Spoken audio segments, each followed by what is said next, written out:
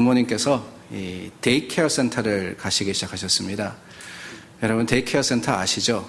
어르신들이 나라에서 도와서 이렇게 가셔서 식사도 하시고 또한 교제도 하시고 여러 가지 다양한 프로그램을 하는 곳이 바로 데이케어 센터입니다.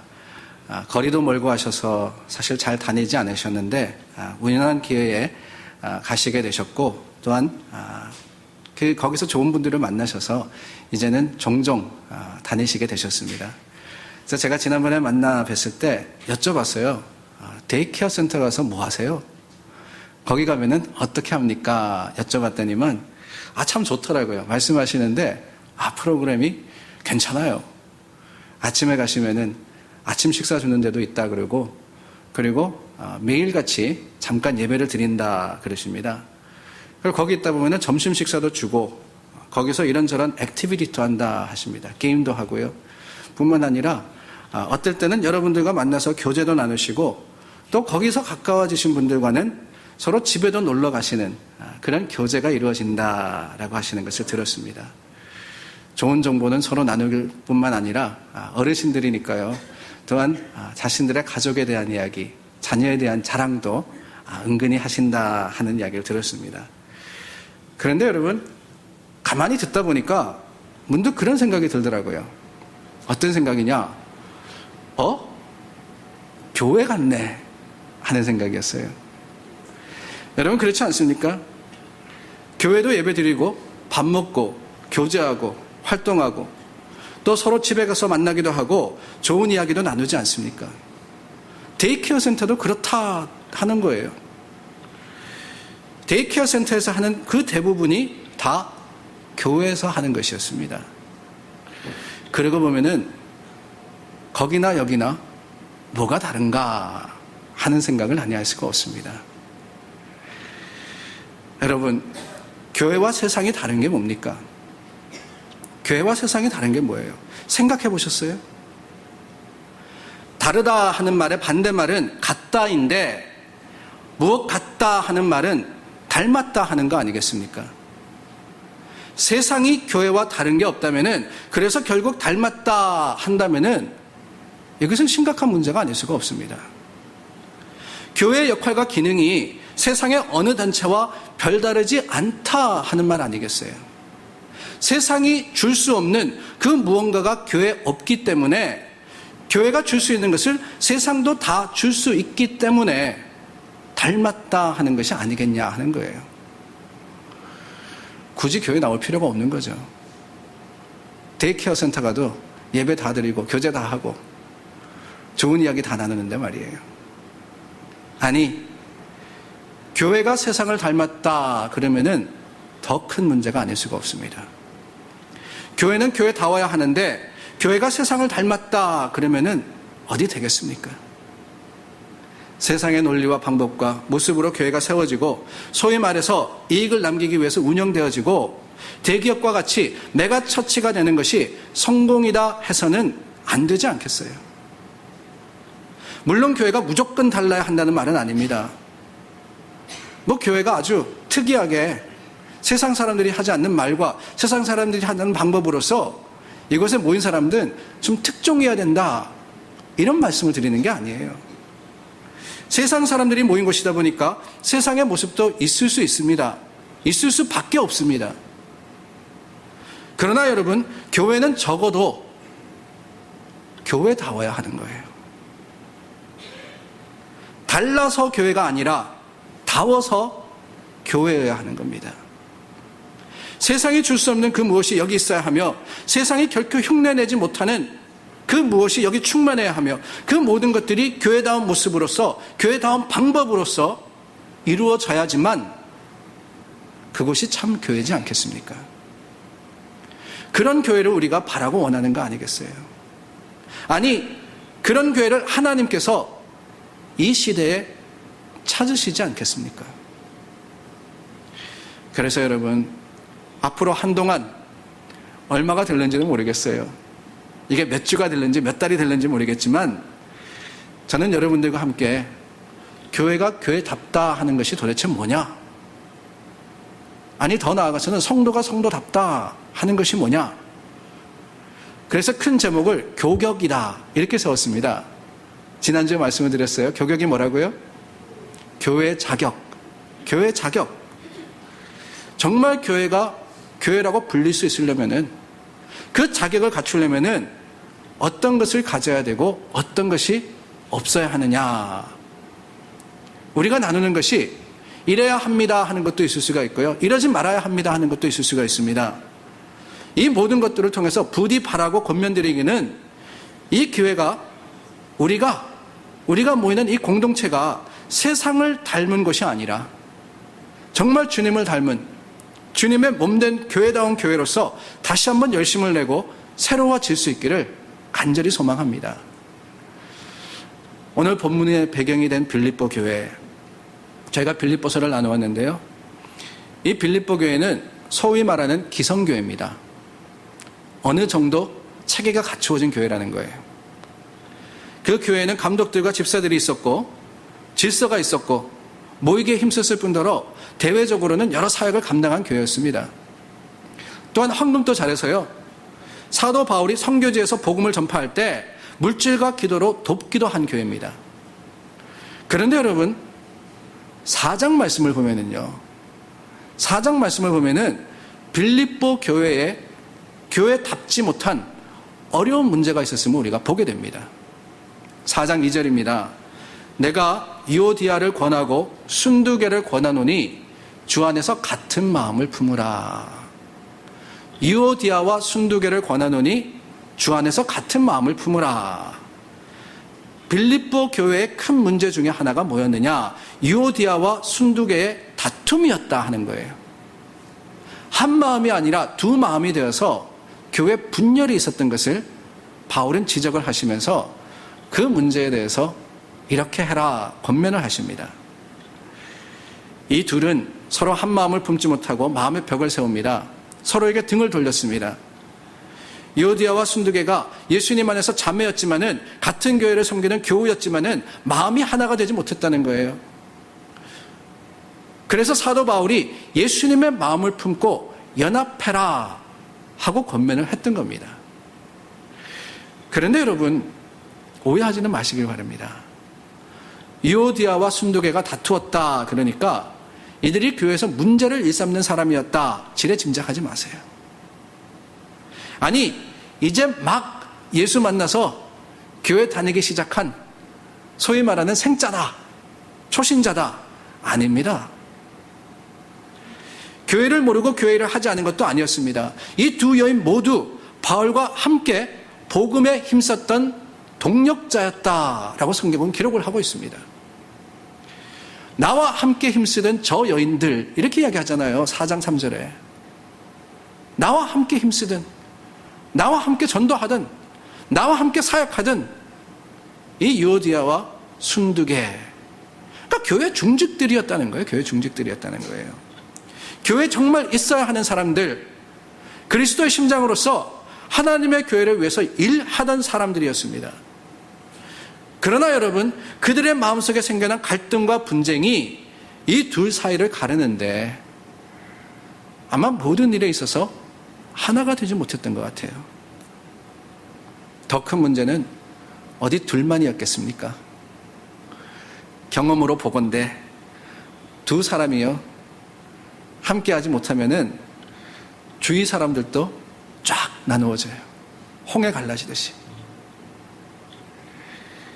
그들 곁에 붙어서 분열을 심화하는 사람들이 있었을 거고, 부추기면서 그래 제가 잘못했어, 너는 잘했어, 이러는 사람들도 있었을 것이며, 이 두 사람으로 인하여서 또한 함께 하던 사람들이 더 이상 같이 하지 못하는 아주 애매모호한 그런 관계가 이루어지기도 했을 겁니다. 유오디아와 친한 사람이 있었을 거 아닙니까? 그에 비하면 또 순두계와 친한 사람들도 있었을 겁니다. 그러다 보니까 친밀했던 교회 속에서 두 사람으로 인하여서 분열이 생기고 반목이 생기고 결국에는 교회가 분열되는 보이지 않는 선이 그어졌던 거예요. 그리스도의 교회에, 주님의 몸된 교회에 금이 가기 시작한 겁니다. 예수님 안에서 한 형제 자매라 부르심을 입었지만은 그들은 형제 자매가 아니라 그쪽과 이쪽이 되어버린 거고요. 너는 너, 나는 나. 이런 마음이 나도 모르게 그 교회 성도들에게 들어오기 시작한 거예요. 바울은 그리스도의 심장으로 그것을 차마 그냥 보고 있을 수 없었습니다. 그래서 빌립보서 2장 2절과 3절 말씀을 보면은요, 마음을 같이하여 같은 사랑을 가지고 뜻을 합하여 한 마음을 품으라고 권면하고, 더 나아가서는 아무 일에든지 다툼이나 허영으로 하지 말고 오직 겸손한 마음으로 각각 자기보다 남을 낫게 여기라 라고 권면을 했던 거예요. 이 문제가 얼마나 심각했으면은 바울이요, 이 개개인의 성도의 균열이 교회 전체의 문제가 될 수 있음을 알았기 때문에 특단의 조치를 취하지 않았겠어요. 어떤 조치냐? 다른 게 아닙니다. 빌립보 교회 편지를 쓰면서요, 이 두 여인의 이름을 언급하는 거예요. 한번 생각해 보시기를 바랍니다. 당시 바울은 로마 감옥에 갇혀 있었고, 이 문제를 최대한 신속하게 해결하기 위해서 교회 전체 앞에 낭독될 편지를 보냈는데 꼭 꼬집어서 이야기하는 거예요. 유오디아와 순두계. 근데 그것만이 아닙니다. 당시에 교회들에게 보내졌던 편지들은요, 그 교회 교인들만 읽고 숨겨두는 게 아니에요. 모든 주님의 교회들에게 동일하게 돌려지고 그들이 동일하게 성도들 앞에서 낭독하여서 바울의 편지를 공유합니다. 근데 그런 편지에 개인의 이름을, 그것도 좋은 일이 아니잖아요. 나쁜 일에 연루된 두 사람의 이름을 적었다 하는 것은 바울이 이 문제를 얼마나 심각하게 생각했느냐 하는 것을 우리에게 보여주고 있는 겁니다. 사실 교회들 안에 고린도 교회도 그랬고요, 빌립보 교회도 그랬고, 뿐만 아니라 다른 데살로니가 교회, 모든 교회들에게 많은 심각한 문제들이 있습니다. 근데 특별히 이 빌립보 교회의 문제를 다루면서 바울이 가장 중요하게, 가장 먼저 언급하는 것은 다른 문제가 아니라 분쟁의 문제였다 하는 거예요. 심지어는 이 두 여인의 이름을 기록해 가면서 말입니다. 분쟁이라는 것은 교회가 피해야 하는 최악의 문제 중에 가장 최고입니다. 교회가 교회답지 못하게 만드는 가장 안타까운, 크고 심각한 걸림돌이 되는 거예요. 왜 그렇습니까? 다른 이유가 아닙니다. 예수님께서 교회를 향하여서, 예수님을 따르는 사람들을 향하여서 가장 원하셨던 것은 사랑으로 하나 되는 것이었는데, 그 예수님의 뜻과 예수님의 바람에 어긋나는 일을 한다면은 결코 교회는요, 결코 성도는 교회다울 수도, 성도다울 수도 없는 거예요. 예수님께서 잡히시던 전에 제자들에게 하신 말씀을 보세요. 요한복음 15장 말씀입니다. 화면에 나온 요한복음 15장 16절 17절 말씀 저희가 함께 읽겠습니다. 너희가 나를 택한 것이 아니요 내가 너희를 택하여 세웠나니 이는 너희로 가서 열매를 맺게 하고 또 너희 열매가 항상 있게 하여 내 이름으로 아버지께 무엇을 구하든지 다 받게 하려 함이라. 내가 이것을 너희에게 명함은 너희로 서로 사랑하게 하려 함이라. 서로 사랑하게 하려 함이라. 예수님께서 제자들에게 원하셨던 것은 서로 사랑하는 거예요. 하나님과 예수님이 사랑했던 그 사랑으로서 예수님은 또한 우리가 사랑하기를 원하셨고 그 사랑이 교회의 뼈대가 되기를 바라셨던 겁니다. 그뿐이 아닙니다. 예수님께서 하나님께 제자들을 위해서 기도한 내용이 무엇이었어요?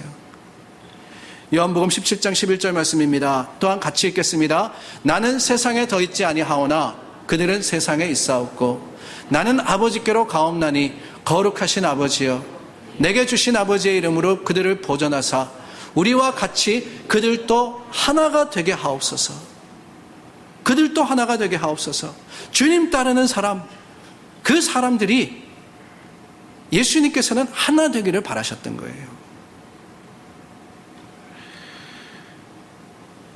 이 주님의 말씀과 기도를 직접 들었던 사도 요한은요, 그럼으로써 교회를 권면합니다. 요한일서 3장 15절과 16절 말씀입니다. 함께 읽겠습니다. 그 형제를 미워하는 자마다 살인하는 자니 살인하는 자마다 영생이 그 속에 거하지 아니하는 것을 너희가 아는 바라. 그가 우리를 위하여 목숨을 버리셨으니 우리가 이로써 사랑을 알고 우리도 형제들을 위하여 목숨을 버리는 것이 마땅하니라. 아멘. 분쟁이라는 것은요, 미움이라는 것은 살인과 같다 그러셨어요. 교회 안에 하나님의 일을 하는 사람들이 반목하여서 벽을 쌓아간다면은 그것은 교회가 아니라 세상에서도 가장 악한 사람들이 모이는 교도소와 같은 거예요. 살인자들이 모인 곳이 어디겠어요? 살인자들이 모인 곳이 교회입니까? 아닙니다. 교도소 아니겠어요? 교도소. 예수님께서는 형제를 미워하는 자마다 이미 마음으로 살인을 범한 것이다 라고 말씀을 하셨습니다. 분쟁이라는 것은요, 주님께서 우리에게 보이신 목숨을 버리는 사랑과 정반대 방향으로 가는 것이기 때문에 우리는 주님 앞에서 참된 교회를 이루기 위해서, 온전한 믿음의 성도가 되기 위해서 우리 사이에 있는 보이지 않는 벽을 허물 수 있는 믿음의 담대함을 가져야 하는 겁니다. 만일 사도 바울이 오늘날 살아 계셨다면은, 오늘날 교회 편지를 쓰셨다면은 그런 생각이 들더라고요. 그는 여러 사람의 이름을 기록하느라 바빴을런지도 모르겠습니다. 여디아와 순두개 이렇게 이야기했는데 오늘날 같으면 아무개와 그러다가 편지가 수십 장이 되지 않았을까요? 말세를 살아가는 성도들 가운데 더욱더 하나님의 교회로 하나가 되어야 함에도 불구하고 우리는 많은 분열을 보고 있습니다. 교회 내에도 그렇지만 교회 밖에도 그래요. 사이가 좋지 못한 관계가 교회 안에 들어오면 해결돼야 되는데요, 발전되는 거예요. 교회 밖에서 섭섭한 게 교회 안에 들어오면 더 증폭되는 것이 안타까운 현실 아닙니까? 어느 정도입니까? 같은 구역에 넣어서는 안 되는 분들이 계시거든요. 매년같이 이 구역 편성하는 게요, 그거 편성하시면서 장로님들 머리카락이 다 빠지세요. 왜? 이분하고 같이 가면 안 되거든. 근데 이분을 절로 보내려면은 거기는 또 가시는 분하고 거기 계시는 분하고 안 맞거든. 여간에서는 같은 자리에 앉지 않는 사람들도 꽤 됩니다. 서로 인사 정도는 하시죠. 그러나 함께 앉아서 밥을 먹는 것은 도저히 안 되겠다. 뭐 웃지 마세요. 여러분들에게도 다 그런 분들 한 분들 계실 거예요. 껄끄럽고 불편한 관계가 있습니다. 저한테도 있어요. 친근한 사람을 만나면은 누군가의 그 잘못된 것을 비판하면서 가습하는 이런 일들이 교회 안에 있지 않습니까? 형제와 자매 사이에 생긴 균열 때문에 나만 그러면 괜찮은데 내 주위에 있는 사람들마저도 불편해하는 이런 일들이 우리 가운데는 있지 않습니까? 하나님께서 하나 되게 하셨는데 그것을 우리의 고집과 생각으로 나누고 흩어지게 하고 멀어지게 하고 분열되게 하고, 그러면서 변명합니다. 교회가 나누어져 가지고 개척되면 좋은 거지. 좋은 마음으로 개척해야 좋은 거죠. 싸워서 개척되는 거는요, 과연 하나님께서 기뻐 받으실 거예요. 물론 다를 수 있습니다. 취향이 다르고 기호가 다르면 생각하는 방식이 어떻게 같을 수 있겠습니까? 더 잘 맞는 성도가 있고 서로 다른 면이 많아서 같이 대하기가 어렵고 부담스러운 사람이 있습니다. 우리 모두에게 있어요. 그러나 여러분, 그런 차이와 다름이 틀림과 분쟁이 되어서는 안 됩니다. 다르다 그래서 틀린 게 아니에요. 불편하다 그래서 그것으로 인해서 벽이 세워져서는 안 됩니다. 오히려 그리스도의 심장을 가지고 상대방을 위해서 사도 바울과 같이 서로 기대하고 서로 기도하며 사모해야 하는 것이 교회의 책임이자 우리에게 주신 하나님의 사명이 아니겠습니까? 어쩌면 분쟁과 다툼이라는 문제가 별거 아니다 생각하실 수도 있을 것 같아요. 교회는 다 그렇다 라고 하시겠죠. 그러나 여러분, 말씀드린 대로 바울은 이 교회 문제를 다루면서 간음과 소송과 다른 교회에 있었던 어떤 다른 문제들보다도 이 분열의 문제를 먼저 다룹니다. 교회가 여러 가지 어려움이 있었다 할지라도 그보다도 분쟁의 문제가 더 심각하다 하는 것을 바울은 알았고, 그럼으로써 교회를 괴롭히고 교회를 어지럽히는 이 관계를 어떻게 해서라도 회복하라고 명령을 했던 거예요. 바울이 유오디아와 순두계가 품어야 하는, 그들의 분쟁 대신 품어야 하는 마음은 그러므로 다른 것이 아니라 예수 그리스도의 마음이라고 말씀을 하십니다. 빌립보서 5장 말씀서부터 보면요, 그 말씀이 나오는데 그리스도의 사랑이 우리의 분쟁을 막을 수 있는 거예요. 그 사랑의 풍성함을 경험하는 것만이 우리를 갈라놓으려고 하는 사탄 마귀의 공격을 막아낼 수 있는 겁니다. 바로 이것이 예수 그리스도의 모습이셨으며 주님의 심장이 아니었습니까?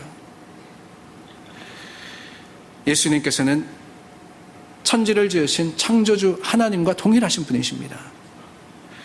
주님께서 모든 것들을 만드셨고 그 모든 것들을 다스리십니다. 그런데 그 예수님께서, 성자 예수님께서 어떻게 하셨어요? 우리와 함께 하기 위해서 하나님과 우리 사이에 멀어졌던 그 거리를 회복시키기 위해서 낮게 이 자리로 오신 게 아닙니까? 겸손히 자기를 낮추시고 종의 형체를 가지시고 사람의 모양을 취하셨습니다. 피조물 중에 하나가 되신 거예요. 창조주가 피조물이 되신 겁니다. 죽기까지 자신을 복종하여서 하나님의 뜻이 이루어지게 하심으로써 하나님께서는, 예수님께서는 우리를 돌아보셨고 우리를 살리셨던 겁니다. 요즘 흔히 하는 이야기 중에 눈높이를 맞춘다 하는 말이 있지 않습니까? 눈높이를 맞춘다. 어제 그제 여러분들의 기도 가운데 저희 교회가 속한 대회 총회를 다녀왔습니다. 2년에 한 번씩 이 지역에 있는, 동북부에 있는 모든 교회들의 대표들이 와서, 교회 대표가 아니라 노회 대표로 오는 거죠. 그 총대들이 함께 의논하고 이야기를 나누는데, 저 위에 메인서부터 제일 아래쪽에는 필라델피아까지, 그러니까 펜실베니아까지 속한 교회들이 왔습니다. 근데 여러분들이 오셨는데 그 중에 한 분 장로님이신데요, 키가 정말 장대입니다. 아니 너무 크셔가지고 도대체 키가 얼마나 되십니까 물어봤더니만 7핏이래요. 7핏. 2m 10cm. 저도 작은 편은 아니거든요. 왜 웃으세요? 속으로는 웃으시지만 겉으로 웃으시면 제가 상처받아요. 뭐 큰 키는 아니죠. 그래도 뭐 작은 키는 아니에요. 근데 제가 옆에 서면은 어깨도 안 가더라고요. 어깨도. 근데 그분하고 대화를 나누는데 제가 계속해서 위로 쳐다보니까 힘들어서 견딜 수가 없어요. 근데 그분이 눈치를 딱 보시더니만 옆에 있는 의자에 앉으시더라고. 앉으니까 저랑 얼추 비슷해요. 앉은 키가 저랑 비슷한 거예요. 그래서 대화를 나누었는데 그런 생각이 들었습니다. 눈높이를 맞춘다는 것, 두 사람이 눈높이를 맞추려면요 절대 낮은 사람이 맞출 수는 없습니다.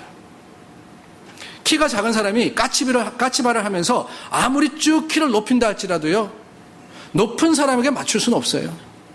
그러면 어떻게 되느냐? 큰 사람이 낮아지면 되는 거예요. 키 큰 사람이 앉아주면 되는 거예요. 그러면 눈이 맞아지는 겁니다. 아이들을 대할 때 가장 좋은 방법이 뭐냐? 첫 번째 방법이요, 무릎을 꿇는 거라 그래요. 어린아이들, 어른들은 모릅니다. 무의식 중에 그냥 서서 이야기를 하는데 그러다 보면 어린아이들이요 그 어른들을 바라볼 때 위압적인 사람으로 보게 된답니다. 그래서 어린아이들과 대화할 때는 항상 무릎 꿇어서 그들의 눈에 높이를 맞춰주라 그러거든요. 그렇습니다, 여러분. 하나님께서는 우리와 눈높이를 맞추기 위해서 우리를 돌아보시고 가장 낮은 곳으로 임하셨습니다. 하나님의 거룩하심에 우리가 눈을 맞출 수 없었기 때문에, 우리는 죄인이며 허물 많은 사람들이기 때문에 결코 하나님께로 갈 수 없었기 때문에 하나님께서 저와 여러분들을 위해서 오신 거예요. 겸손으로 낮아지시고 사랑으로 다가오셨고, 낮고 낮은 그곳에 인간의 몸을 입으시고 고통과 아픔으로 태어나신 것이 하나님이신 예수님이셨습니다. 이 세상의 모든 권세를 가지시고 능력의 충만함이며 왕의 원의 권위를 가지신 분이시지만 저와 여러분들 돌아보시기 위해서 다 포기하셨던 것이 우리 예수님이셨잖아요. 그렇게 낮아지셨을 때 하나님께서 그를 들어서 영화롭게 하신 거예요. 오늘 우리가 교회답기 위해서, 세상과 다르기 위해서 뭘 해야 합니까? 분쟁을 이기는 힘이 어디 있습니까? 다른 데 있는 게 아니에요. 낮아지신 예수 그리스도의 겸손을 힘입고 우리도 주님 안에서 내 자신을 낮추어서 예수 그리스도의 심장으로 나아가야 하는 겁니다. 그래서 오늘 본문 말씀에 겸손의 마음으로 라고 했고요. 이것이 바로 예수 그리스도의 마음이다 라고 말씀을 하시는 거예요. 두 사람이 서로 낮아지려고 하면은요, 싸울 수가 없어요. 그러나 높아지려고 하기 때문에 다툼이 있는 것이며 분쟁이 있는 겁니다. 부디 우리들은 오늘날의 유오디아와 순두개가 되지 맙시다. 주님의 날 심판대 앞에 섰는데 주님께서 생명책을 펴서 보시면서 아무개와 아무개가 하나가 되지 못했구나, 이러신다면은 얼마나 부끄럽겠어요. 주님의 마음으로서 서로 낮아지려 하고, 아니 세상 사람들이 모인 곳이다 보니까 세상 문제가 여기도 없을 수는 없어요. 그러나 그 문제를 넘어서서 먼저 손 내밀어 주는 사람들이 있는 그곳, 거기가 교회이고 거기가 하나님의 사람들의 모임입니다. 세상의 모임은요, 하나같이 자기 잘난 맛에 그 자랑하기 위해서 모인 곳이에요. 그래서 그 안에서도요, 회장을 만들고 부회장을 세우고 계급을 따집니다. 우리 한국 분들이 모이면 가장 먼저 하는 게 있다 그러잖아요. 뭐예요? 주민등록증 까보라 그래요. 왜요? 누가 형이냐 누가 동생이냐 따져야 되거든. 선배로 대접받아야 되거든요. 조금 지나면 뭘 묻습니까? 어느 학교 나왔냐 물어요. 명문이냐 아니냐, 나랑 동양이냐 아니냐. 교회는 그렇지 않습니다. 안아야 합니다. 주님을 닮은 모습으로 서로 돌아보고 내가 낮아져서 옆에 사람과 눈을 맞춰주는 것이 교회입니다. 분열되고 나뉘는 것이 아니라 겸손의 마음으로 하나 되는 것이 교회입니다. 흩어진 것을 모으고 서로 품어주고 연합하는 것이 참된 교회임을 기억하고, 교회다운 교회, 그 첫 번째 자격인 서로 돌아보는 일에 최선을 다하여서 그 교회는 정말 돌봄이 있는 교회다 라는 말을 들을 수 있는 엘리자베스 교회가 되기를 예수님의 이름으로 간절히 소망합니다. 기도하겠습니다.